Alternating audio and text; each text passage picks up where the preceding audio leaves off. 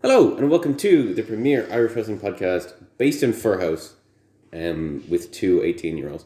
It's the Whole Wrestling Podcast. With me, your host, as always, the immaculate Kieran Brennan. And with me, as always, my co-host. The man that genetics forgot. As I keep on going with, it's my Twitter handle now. Yeah. Man that genetics it's forgot. It's better than Will Ray Knocker, whatever it was. Welcome. Hope maybe you're listening to this on a different platform. Because we're on Spotify now. Well, probably not yet. Yeah, okay. Next week's one, maybe. Maybe if you want to go back and watch this week's one from last week, but next week's one you'll probably be listening to it on Spotify. Exactly. It's simple. So that's going to happen soon. SoundCloud as well, because we put up 2 episodes up, right, and then stopped. We put up 2 episodes, basically, because free SoundCloud allows you to put up 3 hours of coverage. So I decided to put up the 2 guest episodes, Best Season in the World and Dan Barry, on SoundCloud. And that's why they are up on Spotify now, because in order to get on Spotify, you need to have an RSS feed. I'm not going through that because it fucking killed me for about 3 days. So basically, you have to link a podcast service, which is our one, a SoundCloud now. Yeah. So when I get control of my bank again, and I set up my subscription for a SoundCloud Pro Plus, we can turn all our YouTube videos into SoundCloud videos, and then they'll be up on YouTube, Spotify. We're going to put up everything on Spotify. Kieran's going to be in charge of organising the channel. Hopefully.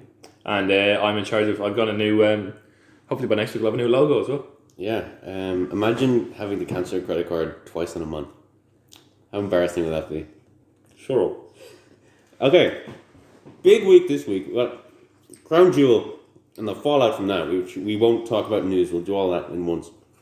Maybe the best SmackDown in a good while. Yeah, the fallout from Crown Jewel deserves its own segment. Yeah.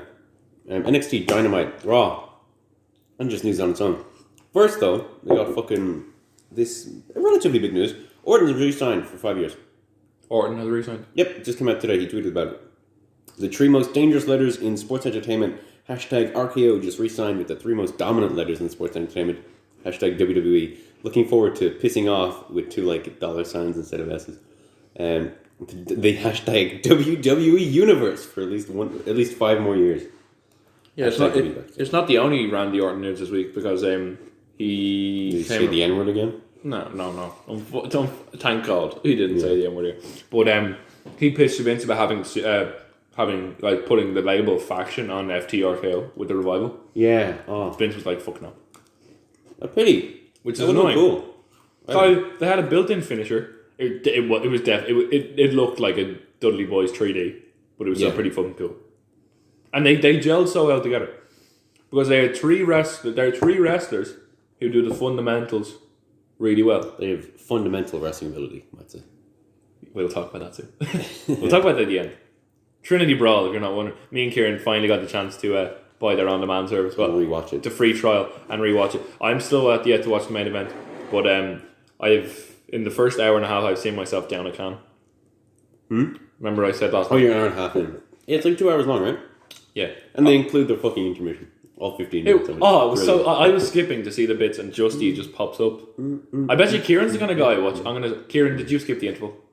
Yeah. Oh, no, he didn't. Kieran did not skip the interval. Because I was the only person who stayed in the fucking place. I stayed in the place because I was too drunk to go anywhere. I heard all this. It's so good. Yeah, Kieran was like afterwards, that panpipe music was so cool. I never thought I'd hear someone in 2019 say that panpipe music was so radical. It's killed, man. Okay. Yeah. Trinity Brawl. What a great show. Watch that on independent wrestling or something. I can't wait for Trinity Brawl 3, but I hope it's not I hope Jay Money's in charge again and they come up with another story. Oh, surely. He was in charge last time, wasn't he? Yeah, he was given full control. But, No, in the first one, I'm not sure what the story was. Yeah. But sure, look. I digress. We digress. Cody Rhodes commented on Seth Rollins' minor league comments or whatever. Huh? Where Seth was just like, when they're done playing when Kenny Omega's done playing in the minor league, he can come up here and make real money.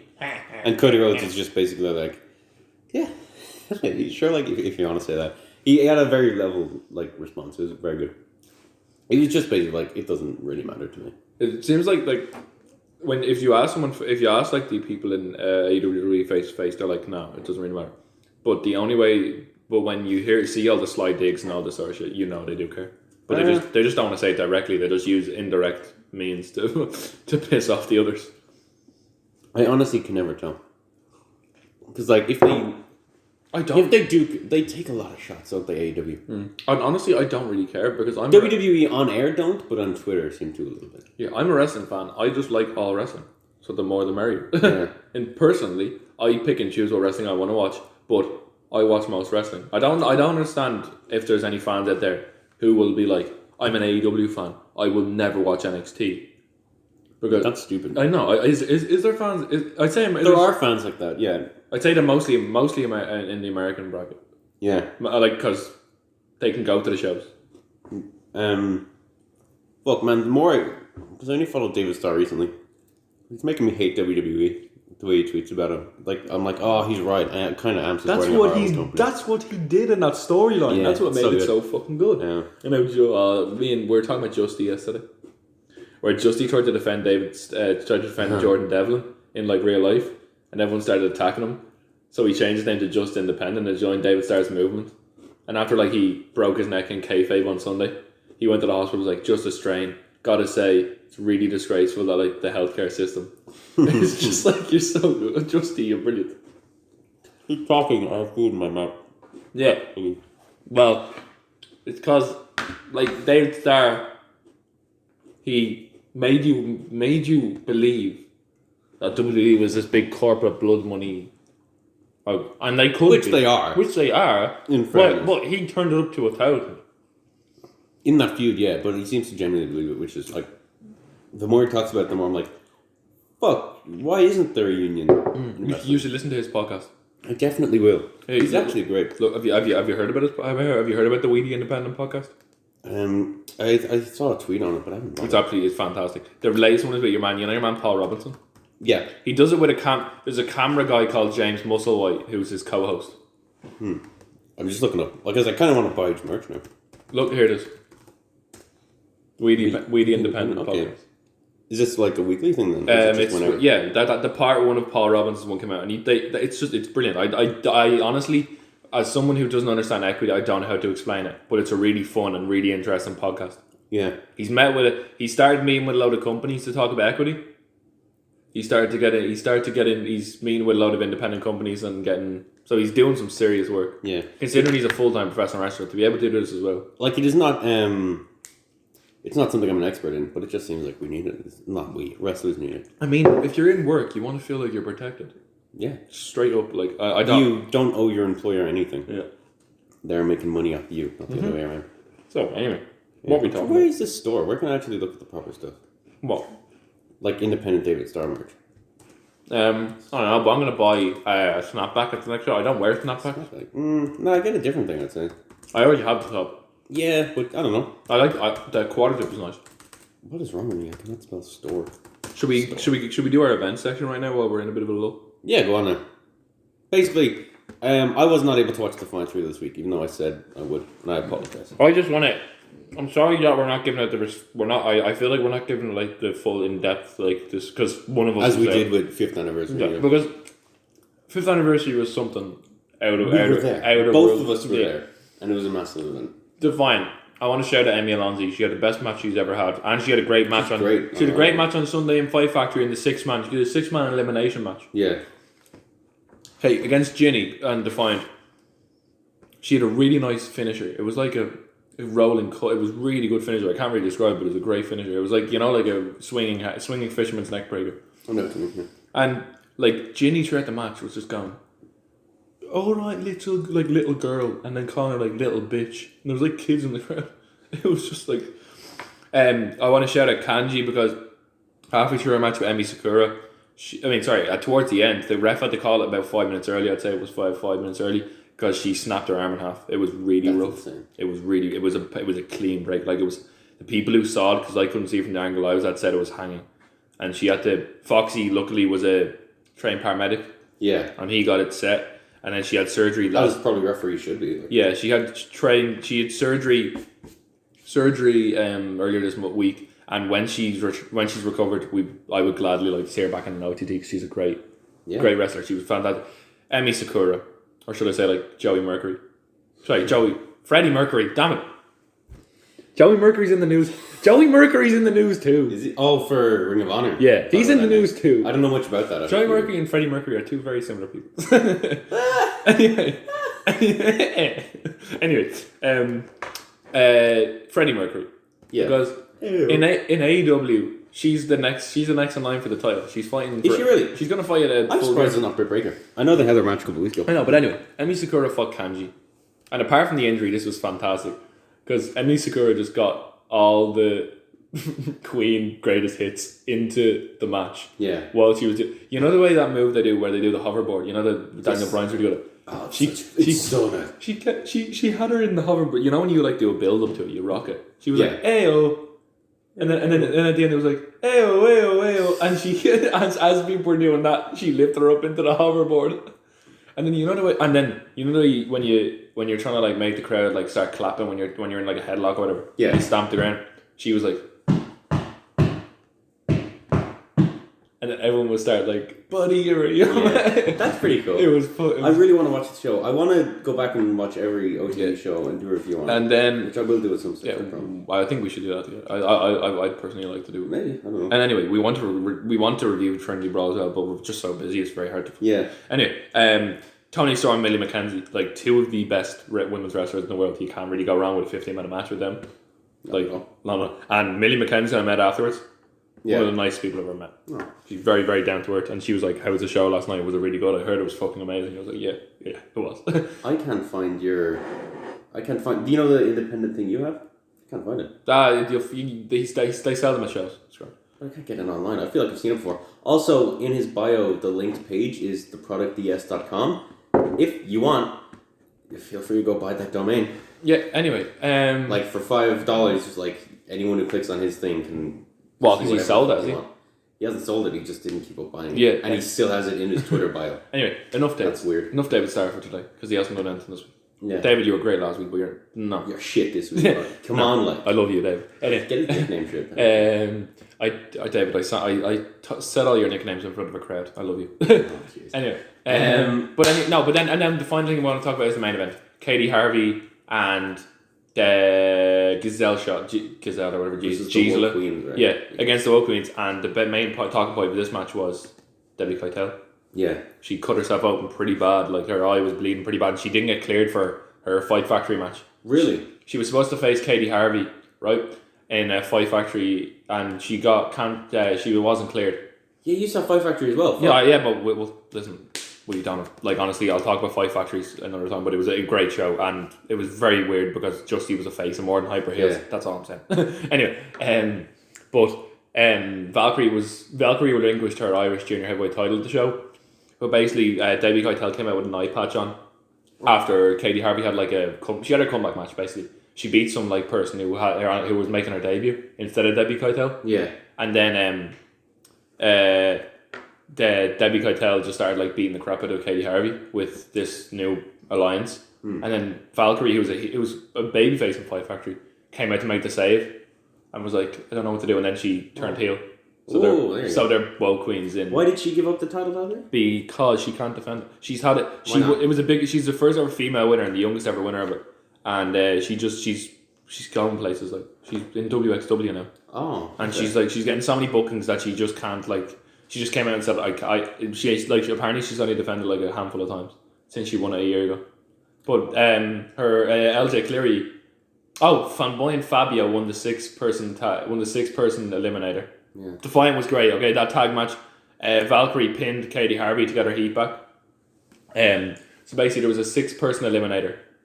And if she's going away, that's a weird way to leave her with the No, she's not going away. She just can't fulfill can't because she won't be there for as many times as they want. Yeah, and basically, Fight Factory they had a 6-man. So it was supposed to be a number 1 contenders match, but it turned into a championship match. Yeah, and there was a wild card in it because there were supposed to be 5 people. And then there was a wild card in the match. I'm not sure who it was. But basically, basically the highlight of the match was basically Be Cool.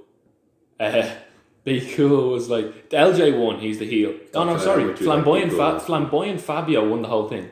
He beat LJ. Yeah. Eliminated LJ last and won. But LJ then cashed in that contract that he has and won. And the crowd booed him out of the place. And then More Than Hype obviously beat Rock Shandy, and then they started having there was a big brawl, pull apart brawl at the end, and they announced 6-man tag winner takes all for December 29th, episode 12. Club Rock Shandy and Flamboyant Fabio versus the same place. Yeah, Club Rock Shandy and Flamboyant Fabio versus More Than Hype. But the best part of the night for me was Be Cool is like about to hit Flamboyant Fabio. Yeah, and Flamboyant Fabio's like, look behind you because Amy's behind Be Cool going like this, and he's like, and Be Cool's like, oh shit, what's going on? And he looks really gingerly behind him with, it's only Amy Alonzi. And she loafs him in the face. She's great, and so is he. Oh, Amy Alonzi's going to go someplace. She's fucking great tag team. She's fantastic. Amy Alonzi's a Flamboyant Fabio, great tag team. And Flamboyant Fabio has had what's that? It's like an Italian designer brand gear. Yeah. What are they called? No, not Bartol. They're like similar to Gucci. He basically had it was weird. He had really nice ring gear. It was like, and it had like the designer like logo on it. I was like, that's pretty cool. Yeah. And he's only 16. He's fantastic, and he's only 16. Okay, Defiant and Fight Factory are going to tie a bow on them by saying they were fucking fantastic shows. Yeah, and really enjoyed I'll have to go to a Fight Factory one. Episode 12 is going to be amazing. It's 29th of December. You're on your Christmas holiday. And as I say, at some point, whether it's with you or on my own, I want to go back and watch all the OTT shows. And Ivan, I want to say something later, but we'll talk about it later because I'm going overseas to watch a wrestling show soon. Oh yes. Okay. But anyway. Oh no, gone. Tie on that. But coming up on December the 14th, Chris OTT More Than Hype Christmas show. It's going to be fantastic, and I am not going to be wearing normal clothes, and it's not going to be great. But More Than Hype are having a Christmas party, and it's going to be a show. It's 7 o'clock in the evening, which is great. Everyone's going to go out Christmas partying afterwards. It's going to be fantastic. More Than Hype are probably going to have some sort of thing planned. Moonlight Express are booked. Omari's booked. Omari's tall, isn't he? Omari's slowly turned into one of the like the imports that we call our own. Well, he's been on 2 shows. But he's coming back and back. Yeah, I know. He's been on 4. Fucking mind that at all. 4. What's the 4th one? Anyway, he's been on Belfast a few times. Anyway. Oh, was he on Belfast? Anyway, okay. Tickets are $12.50. That's all contenders prices. It's a Christmas show. There's booze. It's on a Saturday, 7 p.m. And it's at all ages. Yeah, no, it's not. It's all ages, but there's booze. 9 days before Christmas. Is it? No, 11 days before Christmas, and it's going to be fantastic. Yeah. 12. Tickets go on sale Friday, so they will sell out very quickly. But I'm gonna stop waffling now. But that's the end of Irish events section. But back to news. Yeah, Irish wrestling. Irish wrestling's great. I love it. Take it away, Paige. Basically, there were reports that she was, getting cleared or whatever, and then she just tweeted, no, basically. So she's not, which is a pity because she was solid enough. I never loved her in the ring, but she was at the time the best women's wrestler they had. I love the way people reply to rumors that they're returning to the ring. Do you remember when they said Edge is cleared and he's returned to the ring, and he didn't even make a statement. He just replied going, "No, I'm not," and "No, I'm not." It's pretty, whatever. It'd be nice to have him back, but who knows? Maybe at some stage. But anyway, no. Paige apparently. Paige said it if you want to give me a new neck, I'll come back. She replied to the guy I will come back if you give me a new neck. Yeah. Do it. Sacrifice your neck for him. That'd be great. That's exactly what Tom Campbell said. Did he? Yeah. Oh wow! I haven't watched YouTube at all this week, so I don't know. That wasn't this week, was it? That wouldn't know. No, I don't know. It would have been the back end of last week. Yeah. Natalia has said that Evolution 2 is right around the corner. About fucking time. And that show was the best show they had last year. And I'm in the main event. No, Natalia, you're not. No. That and WrestleMania, and that and the first 2/3 of WrestleMania 34 were the best show that they had last year. What, the first 5 hours? Yeah, those so that would be fucking awesome. I would not mind that at all. Plus, bring back Ronda. I don't care if she's pregnant. Bring her back. Scarlett Bordeaux, Shotzi Blackheart. They both signed. And someone else, and a new ref. Yeah, which is okay, awesome. Scarlett Bordeaux. There were rumors of that for quite. She's fantastic. I hope they bring the smoke show on to WWE because they could really make that something special. In a women's division, in an NXT women's division, that is entirely based upon fucking how great they are in the ring. Someone who acts like a diva is like the perfect foil. Imagine just like although she probably shouldn't be. Imagine Shayna Baszler and Io Shirai in the ring, and they're like, "Oh, we're having an honored match. We're gonna we're about wrestling," and she comes out looking like smoke around her with like all these like it's like she's like a reverse Velveteen Dream. She'd probably come out with a lot of like male escort, like kind of like the way Velveteen Dream comes out with all the women around him. Yeah, she'd come out with like, just give me an intergender match, Velveteen Dream versus Scarlett Bordeaux. Fucking hell! Whoa, that'd be good. That'd be a great. She'd be a decent manager for him actually, because she did a lot of managing in Impact, didn't she? She managed. No, she basically her thing in Impact was she's a stripper, wasn't she? Yeah, she was trying to seduce Falaba. It was really weird. Impact are weird. Don't ask me to explain the storyline of a company who tonight or yesterday night or tonight are putting on Ken Shamrock versus Joey fucking Ryan. In his feud. Look. They fought last night, Ken Shamrock and Joey Ryan. And I'm sure it was a match of the year contender. Imagine Ken Shamrock going for a punch and catching Joey Ryan's cock. Oh my god. Imagine catching Joey Ryan's cock. Joey Ryan dick flipped someone off a balcony at a Halloween show last week. Standard. He literally went like this. Some guy was standing on a balcony and Joey Ryan had, the way he does the thing where he goes, "Ugh," and like builds up the power. Yeah. And he basically did the flip, but your man just like fell off. It's just... Oh my gosh. Sorry, there's so many mega threads about the Saudi situation, which we will get on to. We're gonna get on. We discuss first show of the week. NXT. Oh, I love the ending to this. Both shows I think were much quieter this week, as far as like big news went. Turn it. Okay. No, put there. Okay. We're much quieter as far as like big moments and big shit goes. AEW especially has been getting a bit more quieter as it goes on, but NXT obviously had Finn Balor. And I bet the ratings this week, basically the biggest game in American sports of the year was on, so both ratings took a big hit. The Game 7 of the World Series is pretty huge, even though baseball is it's no Super Bowl. Absolutely shit. Fuck off, you're an idiot. Baseball what? Baseball's awesome. Baseball is awful. I've been to 2 baseball games. That's all I've seen. I've never seen it on TV, but it's the most chill sport I've ever seen. Basketball is best. It's the best American sport. It's better than NFL. That's shit. No, that's boring. Poppy.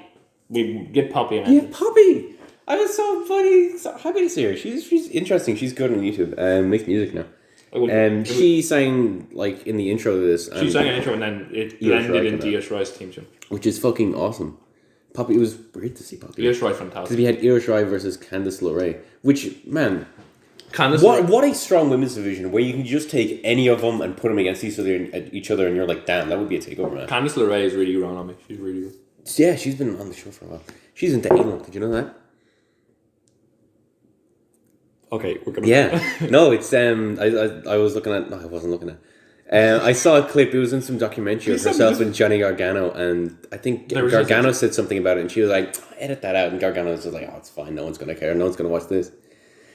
okay, let's move on. It's pretty great. Yeah, I think that's funny. So if you like Candice LeRae, there's something to the fans. Her suicide dive is great. Have you seen the way when she does a suicide dive? She like pushes the person into the barricade. She's great in the ring. She's gotten so much better as well. I wasn't too crazy about her when she first came on NXT.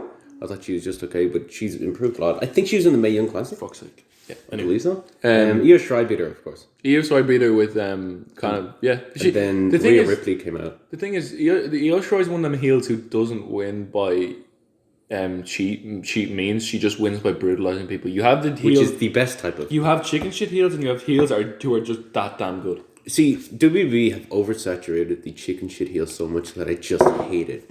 I don't like it.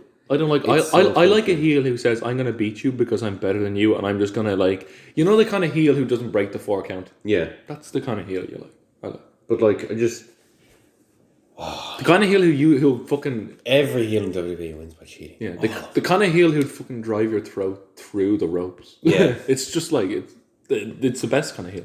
Yeah, but then Rhea Ripley came out, boots a steel chair out of her hand, and sends her running. And that wasn't this. We're gonna come back to the women's division in like 2 segments. I'm pretty sure. Yeah, well, it's a fantastic women's division. Rhea Ripley is so good. And it wasn't the end of her week. It was fantastic. Not at all. This was a great Finn Balor promised to put Johnny Gargano back in hospital when he returns. Yeah, he basically just said, like... let's read out this quote. What was the quote? It was...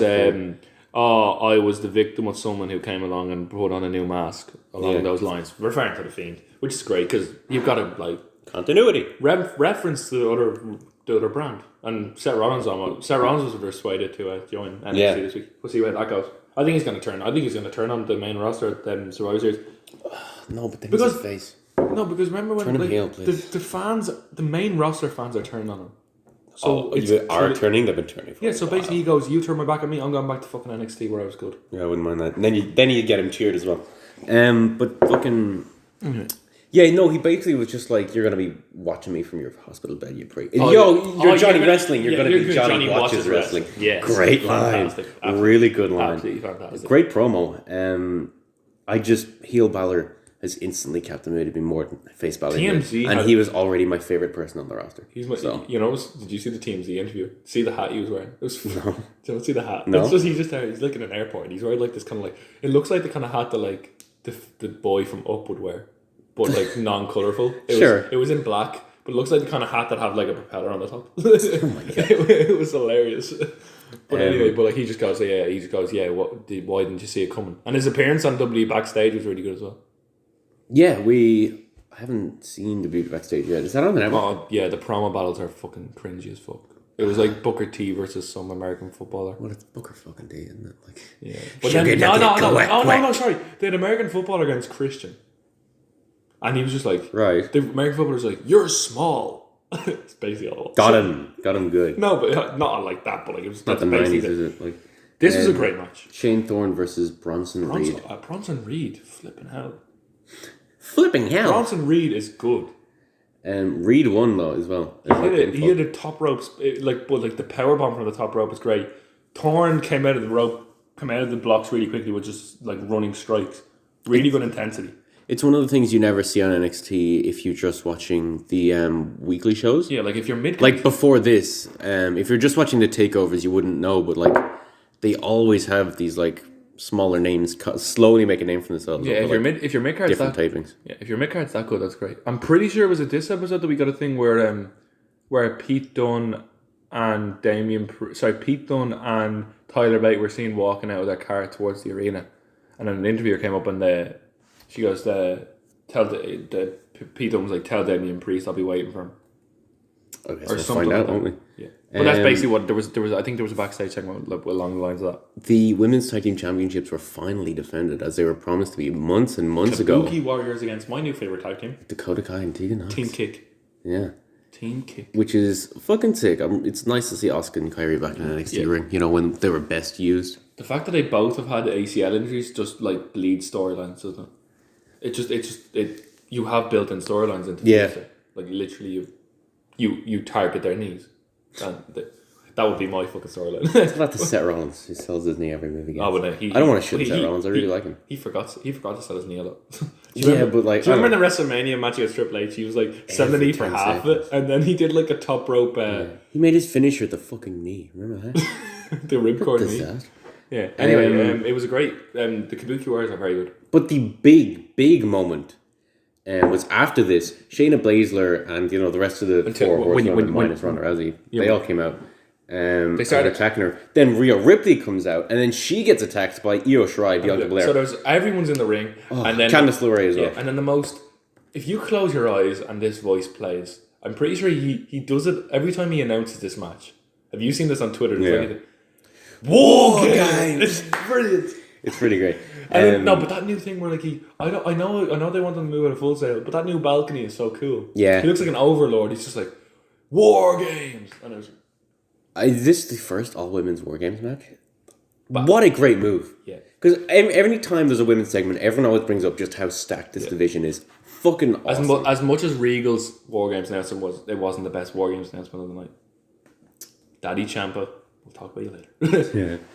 Yeah. Tyler Bate versus Cameron Grimes. Oh yeah, Tyler Bate. I thought he was injured. Fuck you, Triple H. I talked about this last week, man. Fuck you, Triple H. You didn't believe me. Fuck you, Triple H. No, I knew he was fine. Yeah, I don't know. It's pity. It's not Triple H's fault, I'd say. I know.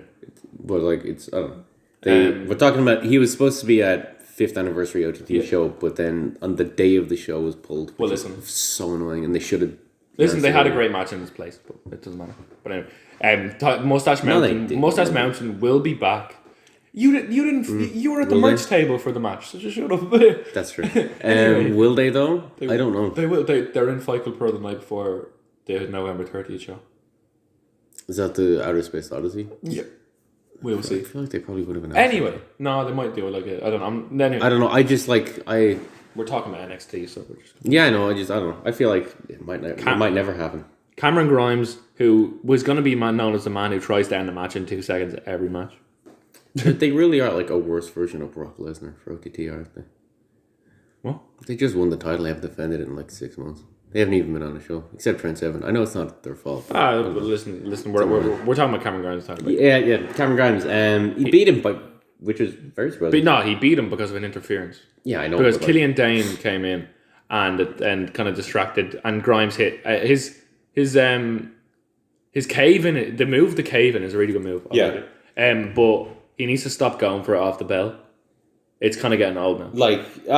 Well, he was doing squash matches for a while, wasn't he? Yeah, but anyway, like that first. Anyway, and then obviously Pete Dunne. No, but then Dane hit like a running. It was a really rough running sent on into the rope, steel steps, and he was just like, "Tell Pete Dunne I'm looking for him." So Pete Dunne's in 2 feuds. So next week, it was announced that next week Damian Priest and Pete Dunne are going to have another match. Makes so sense. if Pete Dunne wins that, it's 1-1, and yeah. Now he's entering into another feud, killing it. Pete Dunne is busy. It is insane to think that the mid card of the NXT has Pete Dunne on it. But what a stacked show. Yeah, but the thing is, when I'd say the thing is when these guys want to make a mark, they're like, who will I go after? Pete Dunne. Yeah. So obviously, like it's interesting because it will make us tune in next week. Because Killian Dane's going to get involved in the. Dunne's amazing. So it's big. And then this, beautiful. Undisputed Era's Kyle O'Reilly and Bobby Fish versus Keith Lee and Matt Riddle. Oh. What a great match. Honestly. Unbelievable. They isolated Matt Riddle, but their Keith Lee hot tag. That guy can move so fast for a Keith man Lee like is unreal. I love Keith Lee. He sings his own entrance theme. And we'll talk about it even more later because, oh my gosh. I want to talk through this last bit. All right, wait. All right, go on. So guys, basically, Fish and O'Reilly hit the high-low on Riddle for the win because Adam Cole and Roderick Strong distracted him. And they were just trying to. They beat them up after the bell, and Ciampa made the save. He came out and he whacked him with a crutch, didn't he? Yeah. He just smashed people with a crutch. You know the bit where like Bobby Fish coming out the top rope and he just smashes him in midair with the crutch, and then he just gets in the ring, and Adam Cole's left the belt in the ring, and he just looks at the belt, and you think you know what's going to happen. Ciampa goes over, and Keith Lee and Matt Riddle are standing in the ring, and I love this because Ciampa's delivery is so amazing. I'm going to keep going, but.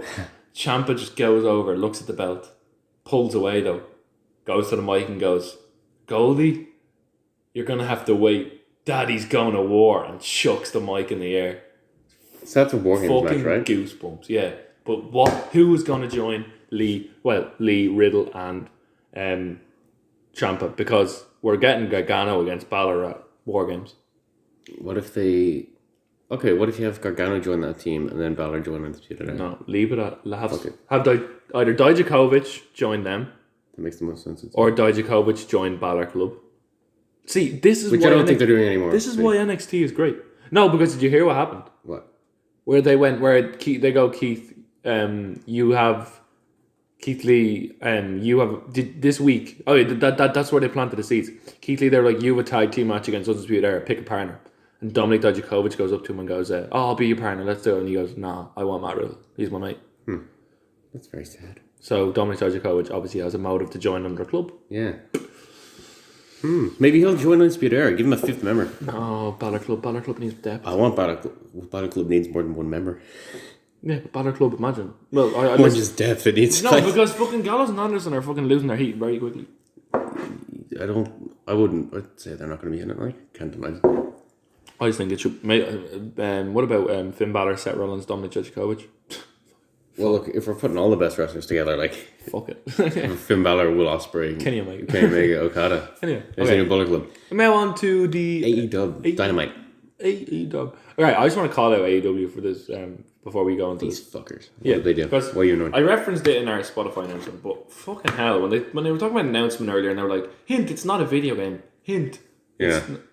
Like, if you're going to make a big announcement, people are going to be like, oh my god, they mean it is a video game, or maybe they're coming to the UK for something. Then you say you're going back to... I mean, going back to Jacksonville is great on New Year's Day because... We talked about this last week. Yeah. Home of AEW, I don't care. It's like, it's so stupid to... It's like, it's announcing where your next show isn't a big announcement. Terrible marketing. And plus, Brandy Rhodes can fuck off television. Oh, well. Sorry, did you see that promo? Where she pushed that person over? And then just went like this. She pushed her one... Apparently the one who she fought, Jamie Hayter. You know, the one that she fought in the squash match. Yeah. Sorry, the one that Britt Baker fought. Yeah. She's having the interview backstage and Brandy Rhodes pushed her over and just goes...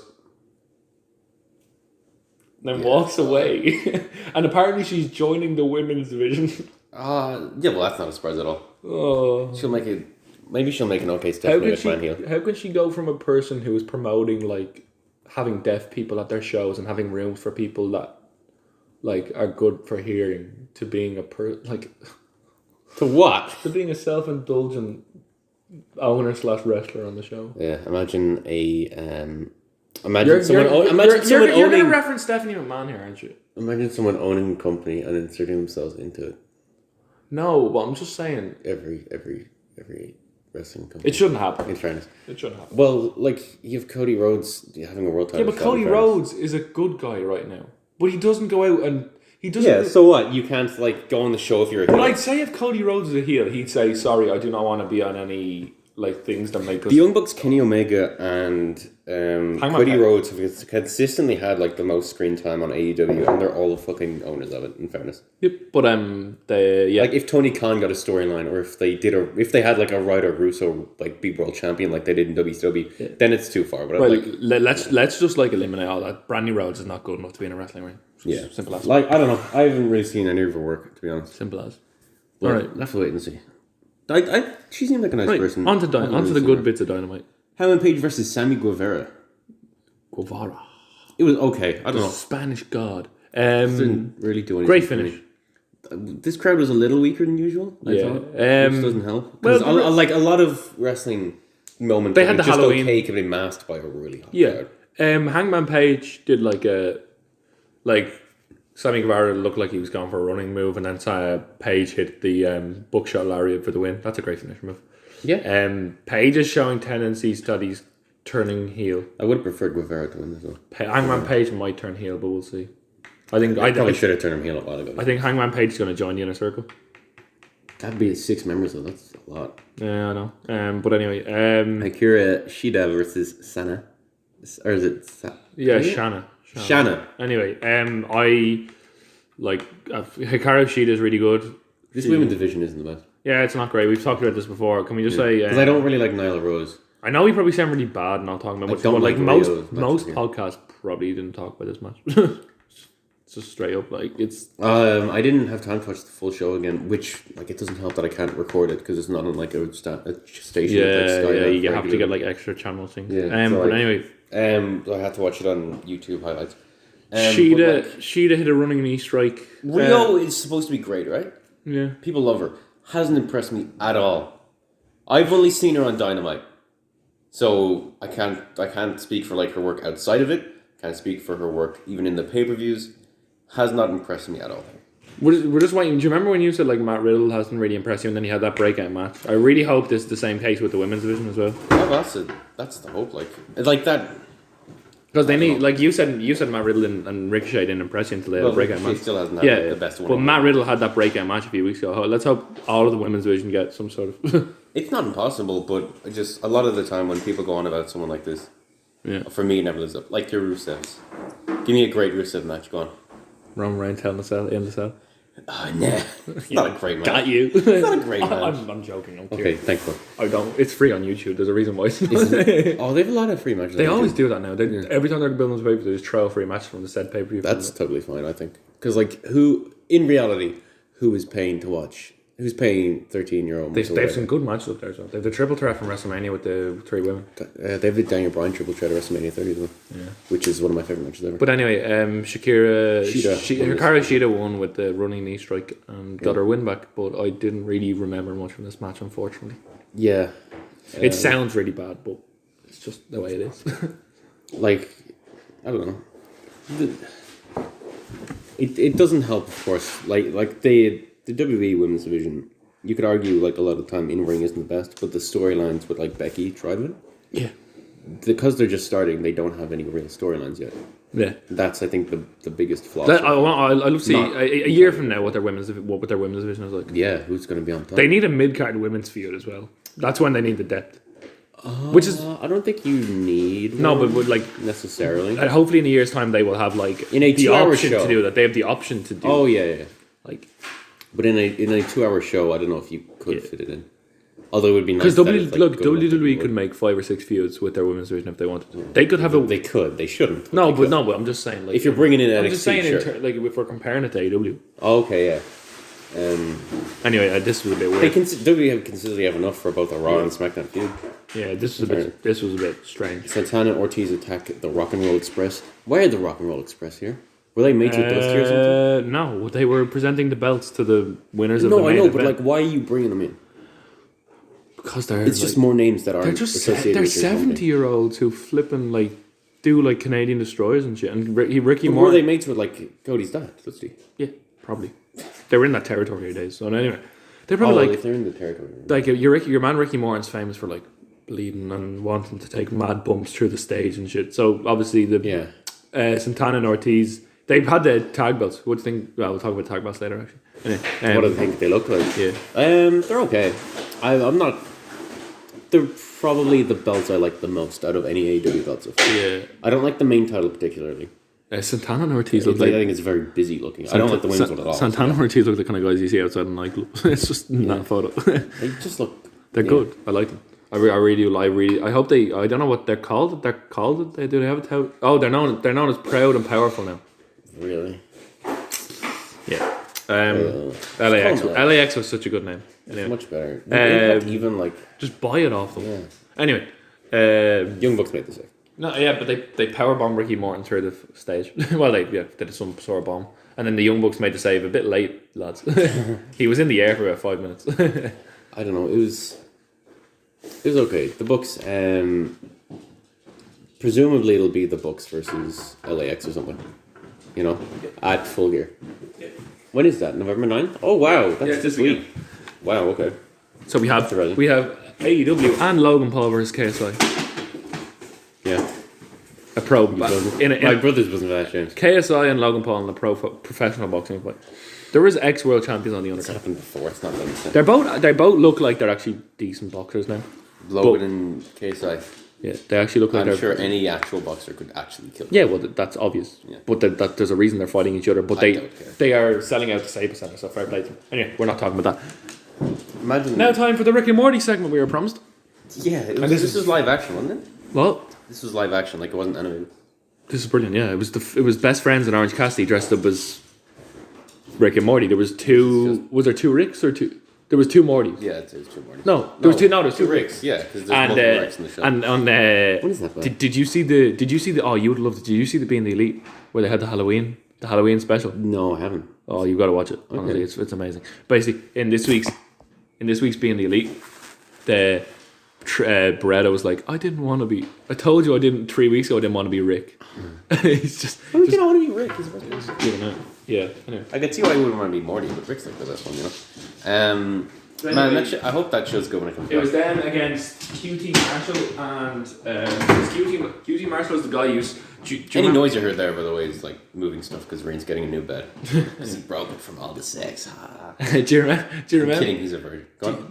Shut the fuck. Do you remember the like road to shows? Remember the road days? See, I've never watched an episode. Basically, but I remember this QT Marshall guy works backstage. Okay. And he's one of like Cody's like biggest. He's like the big. He's one of like the biggest like backstage officers. Like he works on all the office work. Okay. Basically, he was a part-time wrestler as well.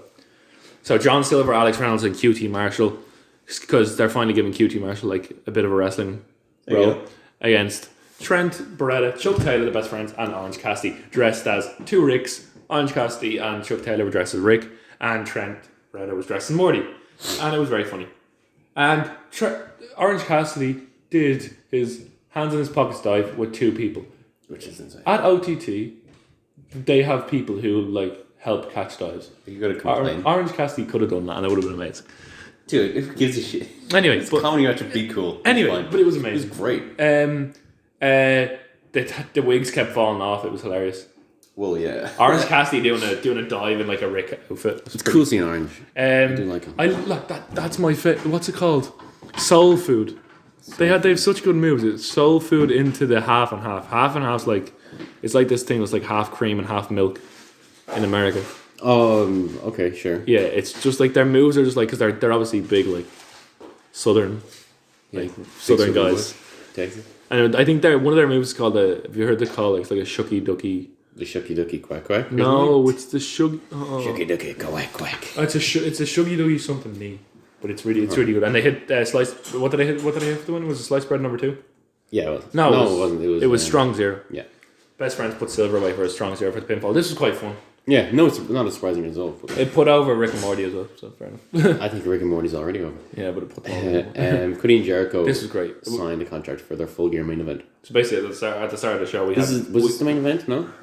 At the start of the show, of the show, we had this kind of like thing where like Dustin Rhodes said goodbye because he was going to the arena, and who was it? Was it Tony Schiavone? Probably. Yeah, Tony Schiavone and him got Cody on. You know, he commentated in WWF. Survivor Series thing. Yeah, Cody and Schiavone got into a taxi, and Dustin said he'd see him at the arena. Yeah. So basically, they had all the way through the night, like Cody doing like an interview in the taxi, which is pretty cool. Okay. And talking about like his dad and all this sort of stuff. So they had them going to the arena, and then Jericho dressed like a pumpkin, like in his like pumpkin shirts. Oh, it was the Halloween special, wasn't it? Yeah. That's where they're all dressed up. I'm a fool. The funny thing was, Jericho called Tony Schiavone Tony Schiavone. Yeah, I can see it. Yeah. Schiavone. And he was just... and then, did you watch the segment? No, I didn't see this one. Basically, like they... So it's just like, it's probably he was like, oh, you probably want me to... No, it wasn't. No, it didn't involve all contract signing. He goes, you probably want me to flip this table. Oh. And Jericho goes, we're not doing that. And he goes, shook hands. And Jericho was like, calm down, hillbillies, as they asked for like as the crowd asked for a brawl. Huh. So then Jericho said he'd see Cody at the pay-per-view and offered his hand. And Jericho pulled in Cody for like when they shook hands like for face-to-face. And then Jericho goes, I'll let you go now, you have something to deal with. And he looked up on the Titantron and Sammy Guevara's out there. And Jake Hager's attacking Dustin Rhodes. Sammy Guevara, did he not just lose? No, yeah, but he just later on. He was like this. He was kind of like big, but he was like, you should probably look what's going on over here in the car park. And Jake Hager was beating the crap out of Dustin Rhodes, and he did a low blow in reference to his UFC fight. Fuck off. He was up against the car, and he kneed him in the groin, and then he put his hand in the car and smashed it shut. So Dustin, and there's a cast on Dustin. Smashed his groin shut? No, smashed his arm. Smashed his arm, and he smashed his balls. No, Dustin Rhodes actually had a cast on this week. Yeah, did he? Yeah, he actually has like a plaster cast. Every week he comes out and there's just more and more casts. Anyway, he has it signed by everyone. Oh, that's great. Anyway, and Cody and MJF arrived on the scene to see how he was. Yeah. Yeah, it was fine. It's building up. It was a great segment. Yeah. I can't really describe it word for word. Next we had Kip Sabian and the Hybrid 2 versus the Elite. The Elite. Cha-cha. Anyway, I hate that thing so much. You said that every week. Anyway, it's so shit. When they change it all. The story of this was Kip Sabian was like, in order to get to the top, in order to be the Elite, we've got to beat the Elite. Oh, jeez. Okay, sure. So it was a really good match. Kip Sabian. To be the man, you gotta beat the man. Whoa! Is he still suing WWE? We're like? No, he owes WWE so much money. Like, it's not. No, I wouldn't be surprised. No, he doesn't. He's a business. Do you not know? Do you know the story that when he got the check for his WrestleMania match with Shawn Michaels? Remember the "I'm sorry, I love you"? Yeah. He handed it straight back because he was so in debt with the company. Oh, that's a big. He had to hand the check straight back. And then he went to TNA. Yeah, but anyway, all 6 members of this were fantastic. Kenny Omega came out as Sands from Undertale. Good cosplay. Yeah. Anyway, good game. Yeah, it was a great match, good man. And then the Young Bucks came out as that thing that they were in like the second week.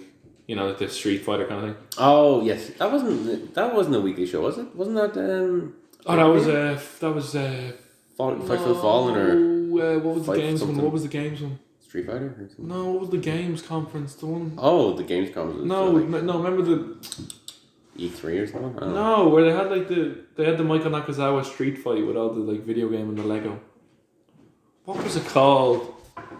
The second pay-per-view before Fight for the Fallen. Yeah, I'm trying. Fighter Fest. There you go. Anyway, No, it wasn't.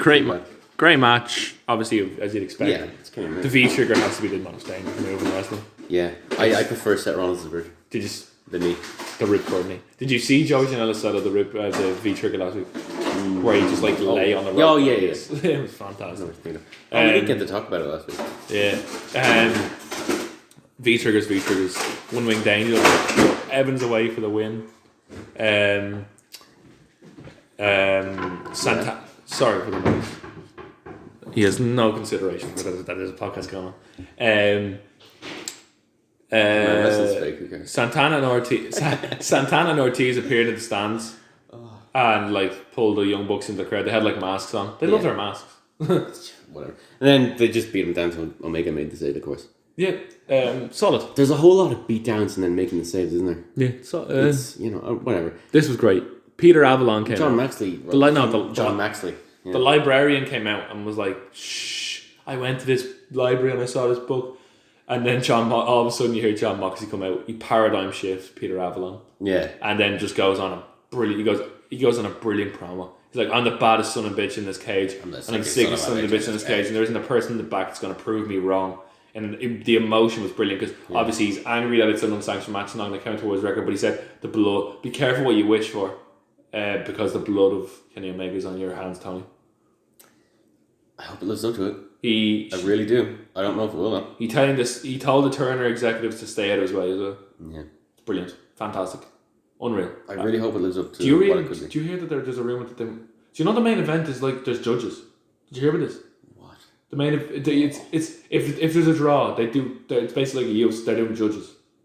If there's not someone's gonna win by pinfall, but if they don't, they have like scorecards. And apparently, there's a rumor that one of them's going to be Terry Funk.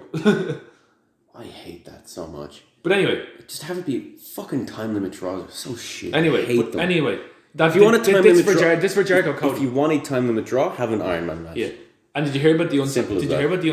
The unsanctioned match could there was rumors that they could like take all the crowd out and have it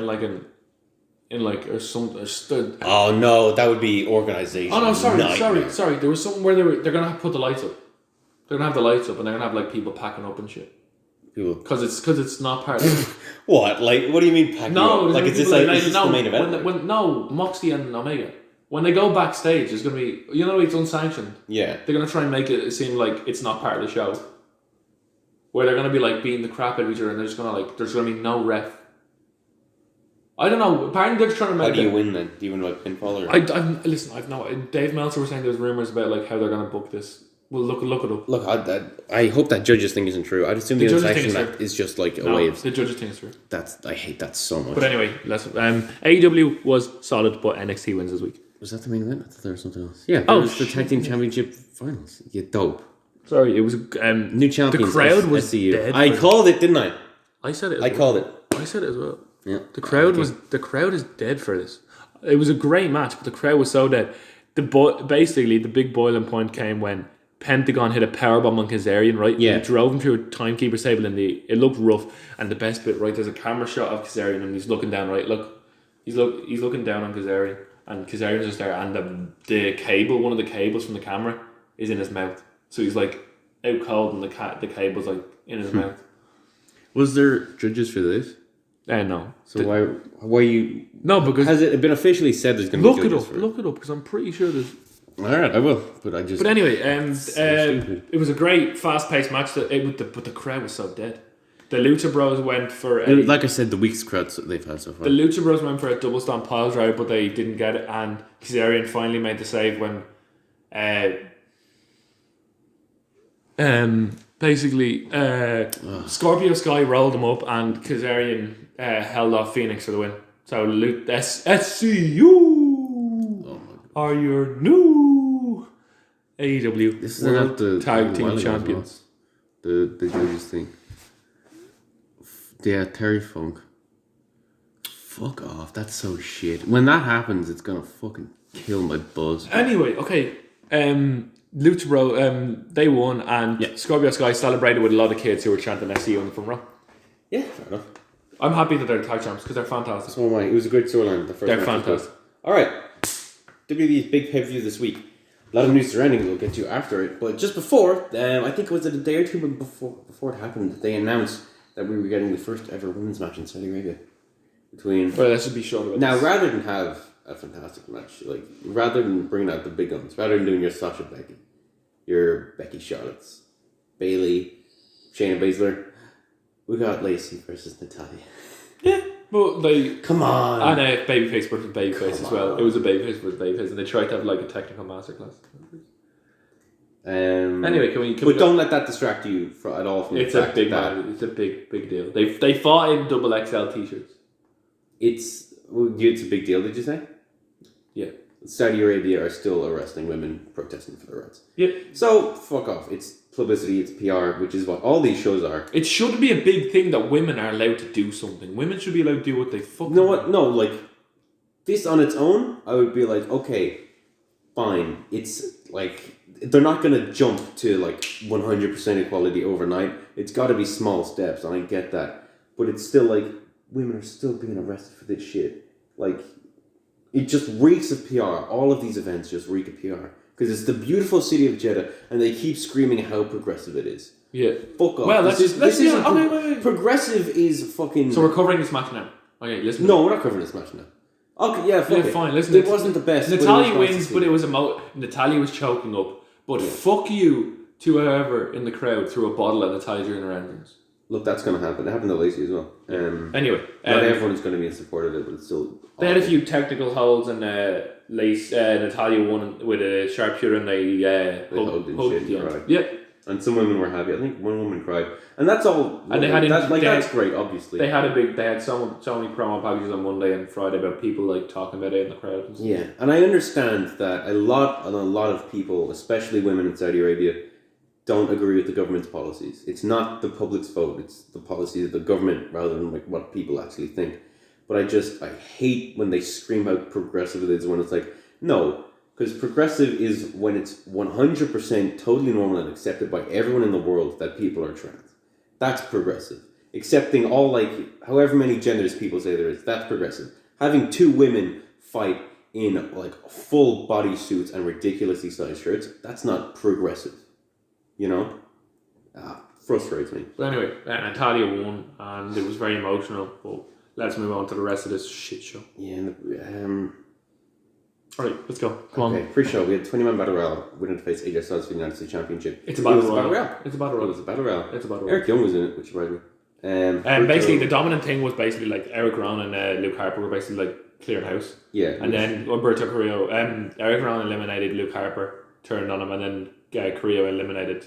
He didn't turn on him, like he just turned on him in the Battle Royal. Yeah. Then Carrillo eliminated Eric Rowan to win. So Umberto Carrillo will face AJ Styles on the main show. Yeah. Our first massive misstep of the night. Well, WWE Championship match: Cain Velasquez versus Brock Lesnar. Cain Velasquez is a stupid theme. He doesn't look like a wrestler as well. He's weirdly shaped. Cain Velasquez was great in the AAA debut, but he is been penciled in for a serious knee operation for ages, and this is why he couldn't fight a proper match. And they had him. It was like a minute-long squash that Basically, they were doing some sort of UFC thing where they were like scouting each other out for about a minute, and then Cain Velasquez threw a kick, if I'm not wrong, threw a kick at his stomach, got him to the ground, and then Brock Lesnar locked into Kimura, and Cain Velasquez, former UFC heavyweight champion, tapped out straight away. Fuck off.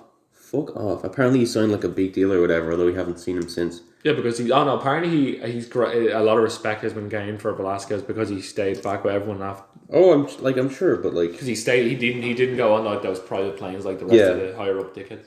So I don't know if they're dickheads. I'd get out of there if I could. But just like what a waste of a debut match. You could have had a Ronda Rousey moment, but no, fucking piss off.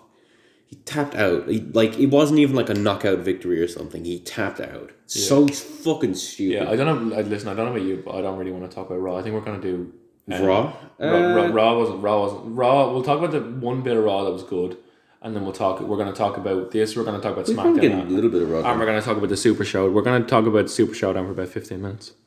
Super Showdown. The plane ride, whatever, the plane situation. Oh yeah. Well, we'll see how long that takes. Because there's been a lot of fallout for that. It still hasn't stopped. But anyway, Mysterio came out and attacked him with a chair, and that kind of ended the segment. Fucking piss off, honestly. Yep. I don't want to see Brock Mysterio. They have wasted what could have been an amazing Survivor Series match by giving us Brock Mysterio, which is so annoying. I think it might have been around here they announced that, which was an incredible announcement. Survivor Series this year, Raw versus SmackDown versus NXT. And we will get back to that in a minute. Great decision. Fantastic. That's really clever. Yeah. It does halt all the NXT storylines for a little bit, but I don't give a shit. It's going to be awesome. Can we be brief with some of these matches? Some of them, yeah. Alright. Okay. This match went on for a good half an hour. This pissed me off as well. Horrible booking decision. The tag team turmoil match to determine the best tag team in the world, or whatever the fuck. Basically, for the first bit, we're gonna skip straight to the last two teams. Tag team shit happened. Okay. Well, here's why you need to skip to the end, because the last two teams fighting each other, they were the last two teams that entered. Yeah. There was no Iron Man team. There was no cool underdog story. It was just a couple of matches, and then the first team they were both relatively fresh. It should have been Kofi Kingston and Big E were doing it in honor of Xavier Woods. Oh, we're the Iron Man team. Flashing back to Kofi's gauntlet success, and then the Viking Raiders win. Or the OC beat the New Day, and then the OC should not have won. The Viking Raiders should have won. I'm fine with the OC winning. I don't care, because I'm if they book the club well, fine. I don't really give a shit. I'm not particularly fond of the Viking Raiders either. I wasn't I saw their NXT takeover stuff and I was like, oh, okay, there's better tag team stuff. And they haven't done anything in the main roster except squash matches, so I don't care about that. It's just what a stupid way to book it. It should have been Kofi versus the OC. Kofi and Big E versus the OC. And that's how you fucking take Kofi out. I'll have one of those. Yes. Thank you very much. Thank you, Harry Modes. Yeah, I just didn't like how long this match was, and it was fucking it just. What a waste of a Halloween. Anyway, Anderson and Gallows won, and they lifted the trophy above their heads.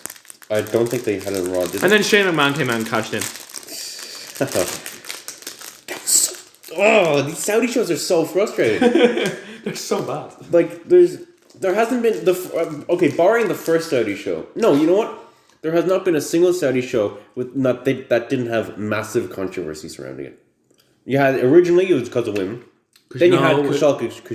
Khashoggi was first. No, it wasn't. That was second. And then you had the Undertaker Goldberg match, which is big and controversial. And we're going to get to it, the fucking plane incident.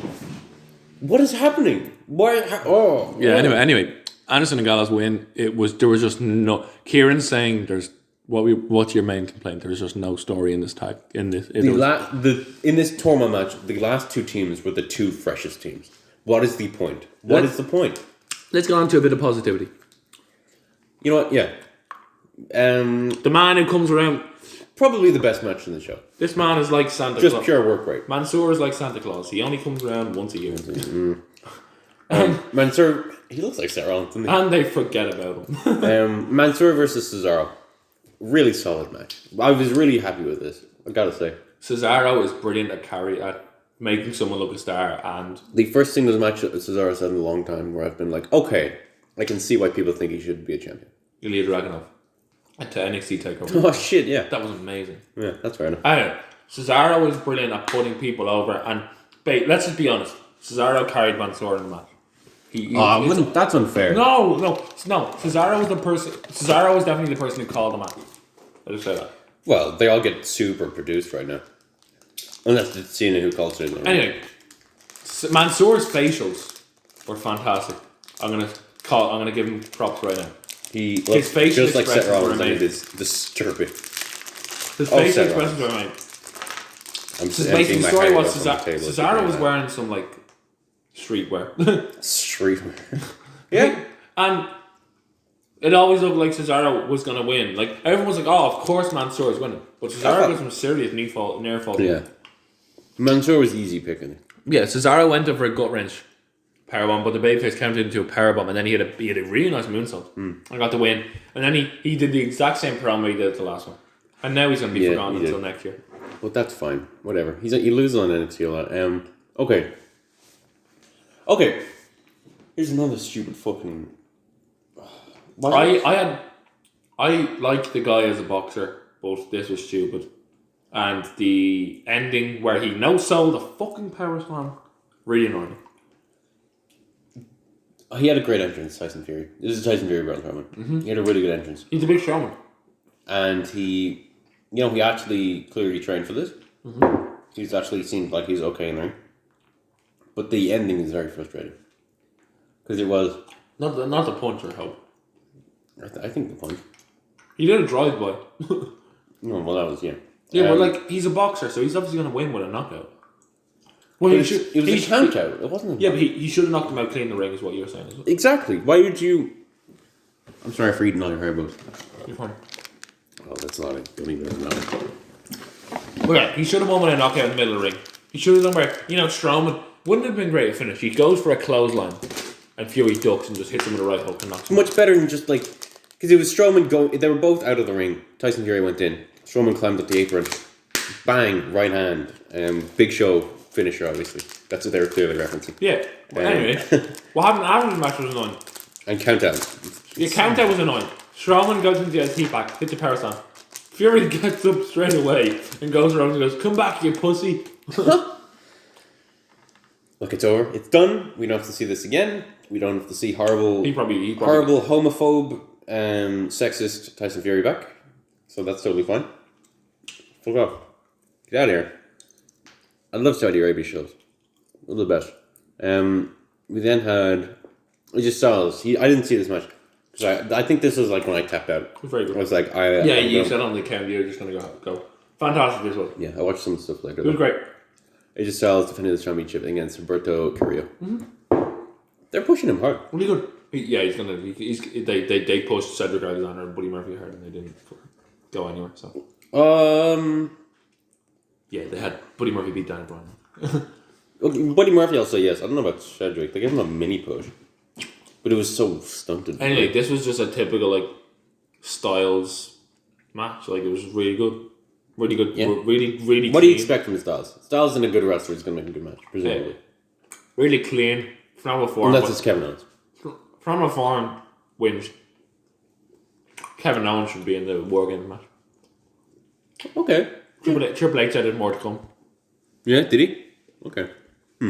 Oh yeah, we forgot to talk about Corey Gray's podcast. Sound quality, awful. Are we going to talk? Did you hear about it? No. Probably great. Not going to look this up. Okay. And so solid match. He had half shoot, half. That's most podcasts. It's a WWE produced one. Oh, they're using the New York offices for that, I think. Which is interesting. After the bell, here it is. We should probably keep going. Don't. Where can I? Oh my gosh! Fucking give me a pop-up ad for Saudi Arabia, you prick. Where can I watch this actually? Oh, it's live on the network now. Oh no, sorry, that's the bump. Never mind. Oh, here it is. No, it's not. No, that's him on. That's him on Sam Roberts. Hey, we'll look at it later, and we'll talk about it. Talk about it next week. Okay. Apparently it's terrible. Anyway. Yeah. Okay. We've already gone about it. Then it was Natalia Lacey, which we've talked about, and then they gave it an A. Fair enough. Look, I can see why. This was the best of the. WWE just can't make bad 5-on-5s, can they? This is Team Hogan versus Team Flair. Surprisingly entertaining. Did Hogan get involved physically? No, he didn't. No, he didn't. Neither of them did. As far as I know. It was decent, and the big dog. Did you? Oh my god! The best bit about this. Did you see this? Michael Cole went to do the big dog, and Greg Hamilton just interrupted him with the ring announcement because he went to go. Everyone was like, the MVP is Greg Hamilton for interrupting Michael Cole's the big dog. Good. Because he goes and then he was like, introducing to the ring. The big dog. This was actually a surprisingly solid match, as I say. It was fun. This wasn't mind-blowing by any means, but, it was fun enough. Still an awful like Hogan, like seeing him back, but you know what? If you're keeping it to the already controversy surrounded Saudi shows, I don't care that much. Yeah. As long as he doesn't win the fucking Universal title off the Fiend at WrestleMania. Oh, he will. He said he wants a match with Vince McMahon. I'd hope to see that. Oh. An hour-long Iron Man match. What are they... What are they even thinking? Like, I sometimes I just don't know. It's not Apple, is it? Yeah, just leave it. Here, Oh. Coming up, I'll be talking with the undefeated lineal heavyweight boxing champion. Oh yeah, he goes. We're not going to be like. He goes at the start. We're not going to be like a propaganda machine. Then he goes, "Oh, we have a Saudi Arabia show coming up." Look. It's a neat. Okay, yeah, that idea seems okay. I don't know. At least not the end of the world. Although I guess if you're a proper fucking multi-billion-dollar company, you should probably have better audience. But anyway, okay, 5-man. Okay. Shorty G looked like a fucking basketball player. Really weird. Yeah, I don't know what the fuck they're doing with his gear. Nope. It's very I hope it's not. He's an elite level Kurt Angle style Olympic wrestler. Singlet is what he should be wearing. Shorty G. Anyway. Oy. Yeah, no. The baby face exploded. Range in this, of course, is what this says. No, you take it away. There's not really much to say, to be honest. It was just like it was your standard type of Survivor Series match. Yeah, they've made a mistake in this Bleacher Report thing. It says the babyface has exploded, unleashing high flying moves to the heels en route to Reigns, dropping Reigns with the spear for the win. Yes, he did. So fair enough. Suicide, I guess. Oh, that'd be great. Suicide by spear. Yourself? I'm not saying I'm gonna kill myself. By a spear. Yeah, but I don't know. Fucking Goldberg hits you so hard, like you snipped it. Goldberg's a shit spear. Roman is the best spear in the business, man. No, Lashley's was decent. Fuck off. Anyway. Falls Count Anywhere match for the Universal Championship. Seth Rollins versus The Fiend. This is better than their Cell match. It'd be good if I could see it. No, you know what? They did a better job with the lighting this time. They really did. People are still complaining about it. I still think they probably shouldn't do it. But at times it looked like an Inferno match in a WWE video game. Yeah, the lighting was much better this time because I could actually tell who was doing what or whatever. It wasn't so bright that it bounced off them and it was really shiny. Maybe they didn't have, because I know some wrestlers just pour bottles of water and stuff before they go out. Maybe they just didn't do that. I think I saw Roman. It's in one of the 24s. Either Roman or Randy does it, and I'm like, huh. So that explains it. They're not just super sweaty all the time. This was okay. I didn't love it, to be honest. I wish I did, but I just couldn't. I didn't like any of it except for the finish. The finish was fantastic. Yeah. See, the finish was fantastic where he thought he killed the Fiend, and then he but he's sitting down, and then you hear a big explosion. The box falls off and the Fiend's just there and he grabs him. Yeah, look, he throws him off the stage. The explosion looks so stupid. I like that. Sometimes it looks okay but this time it just looked weird. It looked like there was nothing there to explode. When they blew up Vince's limo. Well, okay, that looked really good. That's fantastic looking. But this, obviously, this is more like a sparky type thing. But it just didn't look like there was anything there to explode. I don't know. I prefer the explosions when, they smash into the set or whatever, Yeah, that sort of stuff. But, Fiend is new Universal Champion. They're swapping them over. They did that thing where, remember they had an extra pick after Alexa and Nikki? Well, remember they were about to say You've seen Raw, right? Yeah. Lesnar's number. They swapped them over. Yeah, they announced that the trade was Lesnar for Alexa and Nikki. Yeah, now great trade. Yeah, I know, they announced that. Yeah, no, because that was supposed to be a big announcement on Backstage. Supposedly, yeah, but then they pushed it forward because they needed Lesnar for... Let's talk about it. Okay, so... Now they have the Jam belt on the blue brand. Yeah, it's so weird. He was going to announce, they said on Backstage, the other night, he was going to announce his personal touches to the belt, and I was like, okay, it's either blue or it's that brown one he's been shown on Insta. It should be the brown one. Oh, what, the Fiend? Yeah. That belt is so cool. And apparently it was supposed to be when he won the Elimination Chamber. Yeah. It's been around for 4 years. It was leaked 4 years ago. Yeah, I know. But no, it's just, he just showed off his new side plates. And it's like... Okay, so, we've seen Crown Jewel. You go to bed, you cry because it was bad. And then you wake up And what do I see? A shitstorm. Yeah. Okay. Not a sandstorm like they normally have in the Middle East. Oh, hey. A shitstorm. Oh, hey. I have so many fucking Reddit posts here because there were so many different tweets, and this spun off into something differently entirely, and it's absolutely insane. Okay. Vince didn't get paid. paid. I'm gonna try and find the first one. Oh yeah, where's that? Oh yeah, for some reason I had this first. Yeah, Raw, SmackDown, NXT. It's gonna be. This is so big. The Jordan Miles narrative has kind of been lost in the shuffle. Okay, crazy. Some notes: since nobody can say anything, WWE has a problem in Saudi Arabia. Talent was not allowed to leave on their flight, and almost. I'm just looking at Reddit, so again, and most are still there. 20 people, 12 of which were talent, have left, but the rest are still there. 12. What the fuck? What? Like this? That was insane. Waking up to see that shit because. Saudi Arabia, usually when you miss your flight from Saudi Arabia, you don't really get a second flight. They could have gone on that show, yeah. Yeah. But then, okay. They're $1 million company. So all of a sudden, yeah, exactly, that's the thing. The big thing that's like, hang on, this is... David Starr's tweet, wasn't it? It was David Starr's tweet. What was it? He was like, you're a $1 billion company, you can't fly a plane. Yeah. This is all fishy. Well, people were like... So there started being reports, okay, it's a mechanical issue. But then there was reports that the talent were in their seats ready to take off, and all of a sudden they're like, yeah, the Saudi prince wants to talk to you, get out of the fucking plane. There was a heating issue. Fucking Mahmoud cut the fuse. Here's what happened. But if it was a mechanical issue, WWE, just go to fucking Qatar or some shit. Go to, it's not like it's an island. The Saudi Arabia is not an island. You can just get out of there. That's what they're going to do on the plane. To Abu Dhabi airport. Vince, Lesnar, Hogan, Flair, they all get in a private jet and fuck off. Lesnar brought Hogan on his plane. Yeah, I'm unsure of the timeline whether it's before or after, everything. Okay, let's keep going. Okay.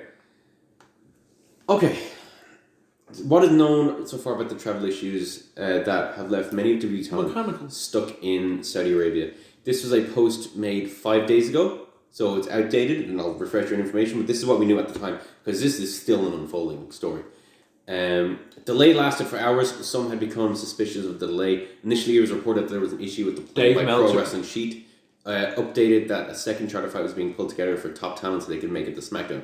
20 people, 12 of which have said that one. Brock Lesnar, Hogan, McMahon on the way back. They were basically like SmackDown in 14 hours. The flight takes 17. They're not going. Yeah, it became very apparent very fast. And we were like, are we going to have like a mini evolution? We didn't know, but there was Mustafa Ali. Hang on, I have a Mustafa Ali tweet. He tweeted, with the crazy amount of negatives going on with this travel situation, the one positive is hopefully many underutilized talents will get an opportunity on tonight's SmackDown. I hear them 205 Live boys can go. Hashtag Chase Oz. Yeah. Fucking sick. That's awesome. Didn't happen. Because we got reports that NXT talent were being flown in for SmackDown. And everyone all of a sudden was like, Daniel Bryan versus Pete Dunne, give it to me now! Yeah, oh fuck yeah. But it was kind of cool learning about that, but I was just worried for these guys. PW Insider said Vince left hours before the talent was still there. PW Insider said that the majority of those delayed leaving Saudi Arabia for tonight's SmackDown taping will not make the taping because they're now at hotels in Riyadh. No word yet on when they will return to the United States. Let's just say Dave Meltzer had contact with wrestlers inside the company and they were not happy. Not at all. Jim Valley with Meltzer on Wrestling Observer Radio claimed that it wasn't related to plane or weather issues. Said, it wasn't a plane or weather issue. I'm recording with @Dave Meltzer right now. We'll have a Wrestling Observer Radio office cards this morning. Sean Sapp said that Vince may have had a disagreement in Saudi Arabia with the prince over because they didn't get paid for the last show. Yeah. Apparently they haven't been paid for the last show. We'll get to that in a second. Andrade said, bad day in Saudi Arabia, hope to arrive before my birth. Talent supposedly being well fed. Buddy Murphy tweeted, never again. Fair enough. And he had Rusev tweeted, at this point in time, we all need prayers, ... brother. Meltzer says only Vince knows the real story. I don't think anyone but Vince truly knows. The rest is speculation. But there are those there that I've been in contact with who are still there have a different story. WWE made an official statement being like, it's just fucking flights, please stop. They arranged new flights. They got back. It's not the just next flights. day- People are stuck in a fucking country. Yeah, and they didn't immediately book another flight as well because they didn't know when they were leaving. Talent is fine, Meltzer said, and the flight was leaving in 5 hours. Let's say, at the start, can you just go back a minute? At the start, they were waiting on the runway for 6 hours before they got taken off by the prince. Atlas Air, the charter company WWE used to get home from Saudi Arabia, like, this is where I'm like, okay, maybe, because they issued an official apology for the mechanical issue. But like the actual company, the actual airline, were like, okay, this is on us. WWE definitely put money in their pocket to say that. No, it's like it's hard to tell how much of this is no, but did you? fiction. Oh, and did you? Because there were so many. Did you hear the report by Meltzer that? Oh yeah, people. There was officials going around the plane going, "Can you please tweet about the mechanical issue?" Yeah, that's another thing. Do I have it here? Oh, I don't think I have it here, but. Basically, he just said they were trying to get loads of videos of people just saying, like, this is a mechanical issue. Don't worry. To legitimize what they're saying. But I don't know. PW Insider says that WWE staff and wrestlers wound up stuck in Saudi Arabia yesterday. We're flying home in 3 hours. And there was further delays. Yeah, there was a bit of a delay, but it wasn't. There's a 90-minute delay again. Yeah, but you know. No, but you can imagine at that time, they've done all that and then they go, we're delayed for another 90 minutes. Yeah, insanity. And then. Okay, we don't know how much of this is true, and Dave Meltzer's his sources have been called into question as well, which we'll get to in a minute. There are a lot of mental gymnastics you have to do as to not only is this an actual thing Saudi Arabia did, but also is it just a mechanical issue? Because you got to think they're a massive company; they can probably afford to. Bring them somewhere else and get different flights somewhere else, or just buy up a different fucking plane or something. But then you also have to be like, it could just be a mechanical issue. It's not that insane. These shows are cursed when it comes to bad luck and shit. Yeah. And the official airline put out an apology. I'm not. It's like the Jordan Miles thing. I just don't know what angle to take. It's a massive mess. Apparently, people inside have loads of different stories. Okay, the slowly came out was that. Supposedly, WWE have not been paid for their last 2 shows. 16 million? Yeah, well, okay. Saudi Arabia are known for doing this. They've kind of short fucking changed. It's like when people... Canada by $5 billion. Which is insane. It's like a global version of when people who are addicted to drugs buy them on a lend and can't pay them back. Basically. WWE are loan sharks. So Vince McMahon... Ballsiest guy in the world. Take out a Wongolo. Ballsiest guy in the world. Supposedly, and this is all alleged, I should add, because we don't know how much of this is true. Supposedly, they're doing the show, they just refused to play it in Saudi Arabia for the Prince until the Prince paid them $60 million. Oh yeah, the first hour wasn't on the broadcast. Yeah, 40 minutes of it. What the fuck? That is insane. Now, did they miss Mansoor? No. Well, they got the whole show.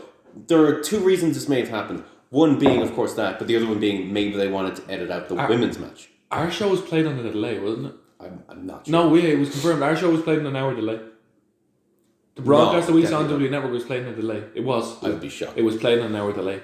Oh. It was confirmed. And then Dave Meltzer finally confirmed that a lot of superstars have contacted them saying that they're fed up and they do not want to be in the company anymore. I think I have that quote here. Meltzer was told by talent... This is Wrestling Radio. Meltzer was told by talent within WWE that many are refusing to go back to Saudi Arabia and adding that they cannot wait to leave the company, some of them. They can't though, because their contracts is stupid. Well, when their contracts are up, you know. Okay, Dave called it a bad situation. Doesn't know what WWE are going to do moving forward.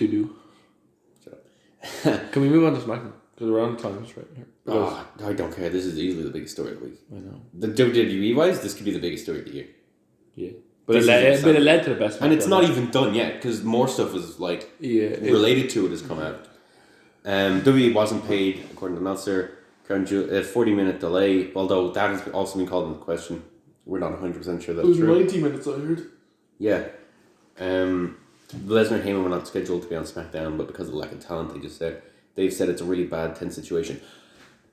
Styles was on a Mixer live stream and commented on it and said there was an unspecified issue with the plane that they were originally not allowed to board, something with paperwork.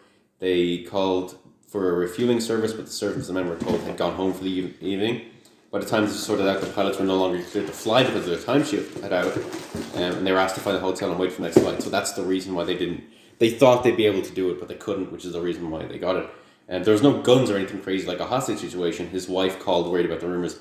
Once they finally got on the second flight home, one of the pilots sat with them in the cabin and explained that there was some kind of service issue. He's not sure what happened with Vince and the world cringe, and it's not his job to speculate. That is not him saying it didn't happen. That's what I find interesting. I think, because if it didn't happen, you would deny it out straight. Exactly. He just wants to go to work and do the best job he can, and mentions there are a lot of he good doesn't people want to go in anywhere WWE else anymore, and are all on the same team. And he missed his son wrestling. He's missed his son's wrestling match. I'm just very angry about that, but he's just happy to be home. Is his son a trainee wrestler, or is he an amateur wrestler? I'd assume training wrestler. Carl Anderson's wife tweeted. Carl Anderson tweeted like, couldn't pay me enough to go back. Well, that's not true. I need a second pool. So ... And his wife tweeted, second house, not a pool. Second house, not a pool. But don't ever go back again.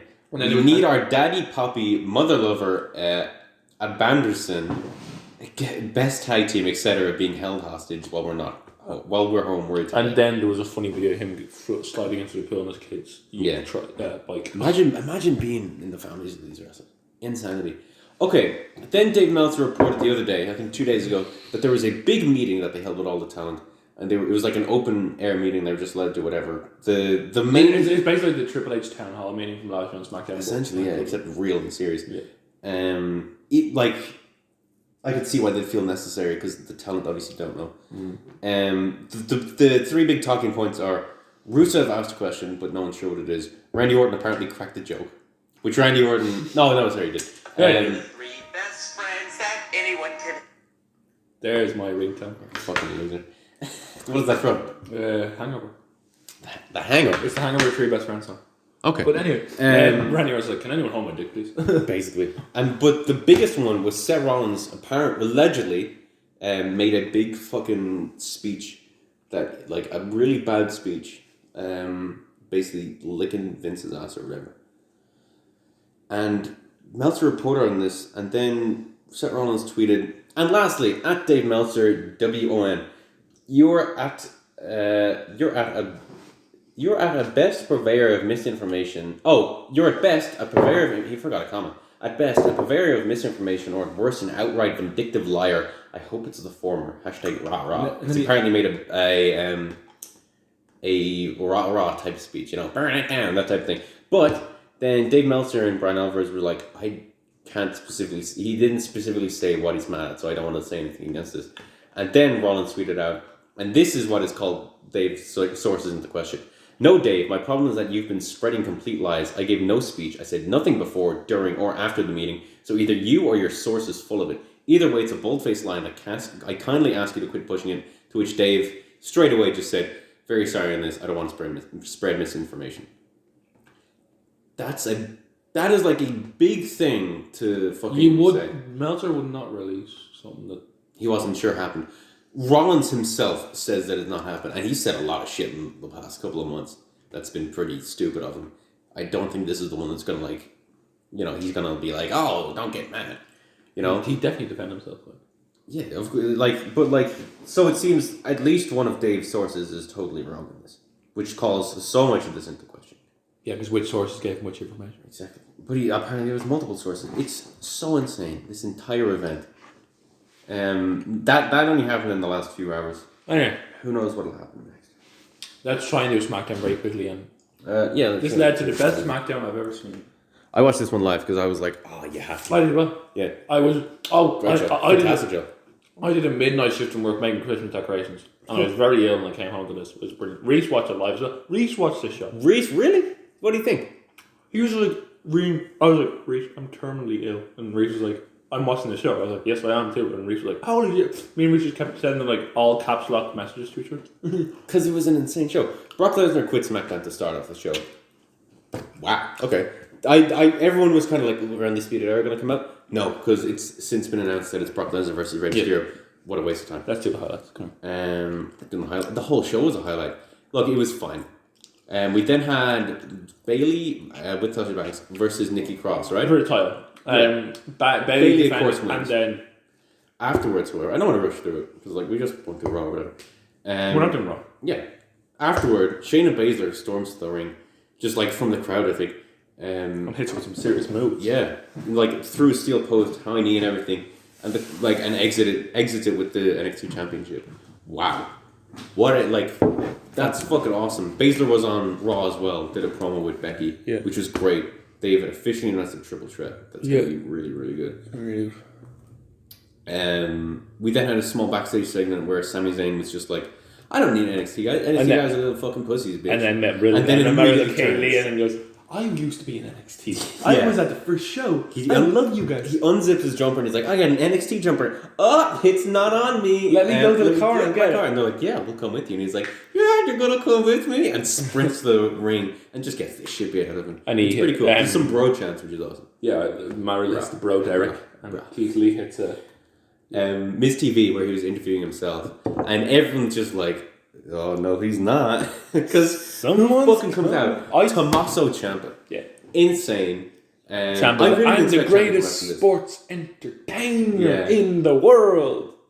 And what blew me away, they announced the match to happen right that second. Ciampa versus The Miz. Ciampa's SmackDown debut. And it was, no, it wasn't. He fought with Johnny Gargano. Remember they did that? Oh shit! They were up for like 2 weeks. That shit thing, with Ricochet and Aleister Black. That's so weird. Anyway, Ciampa wins. Of course he does. Ciampa wins. It was a solid match as well. Ciampa wins with the fairy's head ending. I love that. Yeah.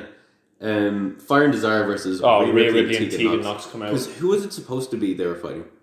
Oh, it was Carmella and Dana Brooke. And they beat them up. Rhea Ripley just beat the shit out of them. It was Carmella and Dana Brooke, right? And then it cuts to backstage and you see them. And it's Bianca Belair beating the shit out of them. Yeah, but Carmella just looked like she was waiting to get beaten up. Well, look. No, I don't think we saw the initial run-in. We just saw them. Yeah, but anyway. And they just... Wow, poor Sonya. Did you see that finisher move? Where she has her in mid-air and she can't tap out. Rhea looks She's fucking just amazing. shaking her around with a clover leaf. Like, she has such a good look for this. She looks fantastic. I cannot wait to see more of her. That thing. Yeah. Okay, let me say this. This was good. I wanted it to be Pete Dunne. I don't care. No, this is perfect. This is great. Right, you explain a second. So earlier in the night, we had a Brock Lesnar segment or whatever, and he walks out, and as he's walking out, the camera turns, and we see Shawn Michaels and Triple H. You know, I want to get on to Shawn Michaels. He made this next segment. His comedic time in this was the bit. You know the bit I'm talking about. Yeah, let's go. You liked it. You liked it.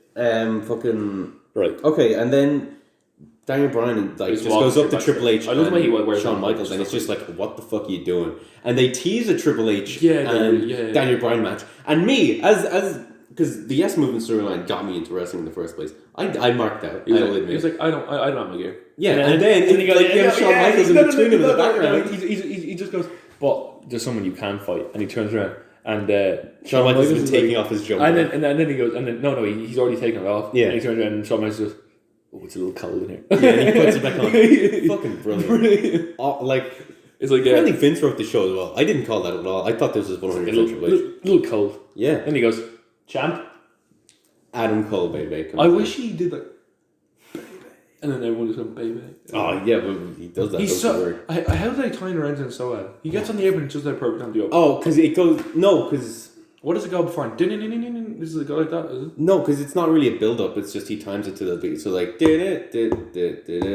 Boom! Like, they time it to the song. I realized that watching this. Because I was always like, how does everyone know? No, it's timed to the song. But anyway. So we have Daniel Bryan versus... Adam Cole and he goes, NXT put that title on championship.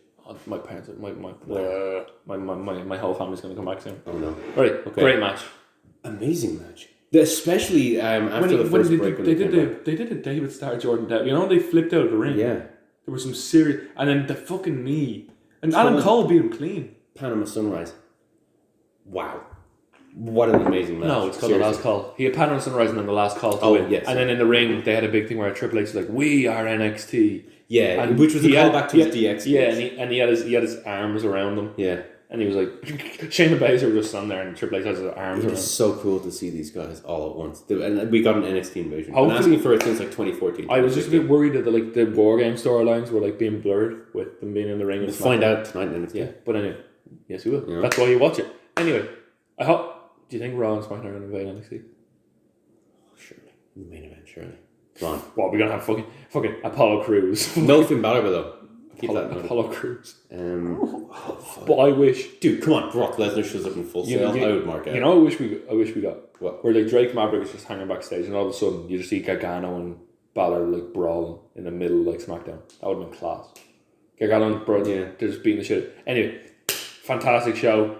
Adam Cole defends best weekly show I've seen in a fair while. Fantastic. Really consistently great. Raw was okay. Undisputed Era came out and they teased Seth Rollins going back to NXT, which I think you will at the show. I don't think so. But anyway, alright, that about does it. You said you had a music recommendation? Yeah, basically there's a guy who he created like one of Liverpool's most biggest chants in the last 5 years. It's called LA, LA, LA. You've probably heard of it, even like I've heard that. Yeah. Anyway, he tours around Ireland with a company called Boss Night, which is kind of like Liverpool slang for like go, like it's like a thing where I've been to one where like they sing all the Liverpool chants, okay, and all sorts of stuff. And he's been known for that, but he's trying to be coming out with his own music.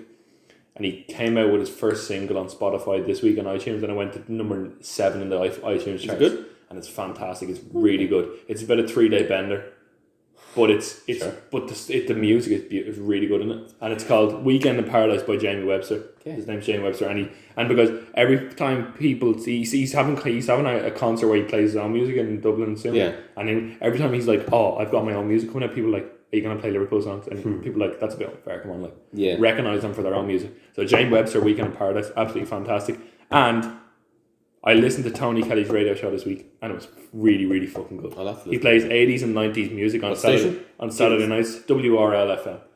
What times? 7 till 10. And and I gotta call out. And there's a cheesy like thing where they play cheesy songs, and I want it that way played. So. What did you get? I want it that way. Oh, I want it that way. Okay. Yeah. And he played, and then just after that he played Truly Magic Deep. So it was fucking unreal. I say listen to Patience by Tim Impala. It's a great song. Yes. And watch wrestling this week. And watch out for us on Spotify, and watch out for us looking. Well, we have Reigns 2 interview episodes there with Besties and Dan Barry. Dan Barry. Watch out for our new logo. We are going to work on a new intro in like the next few months, because it's going to take a while to get all our clips from. Not for being an intro, but like a best of compilation. Or something. I'm definitely getting a sound clip of Dan Barry shit calling out Kieran in an intro.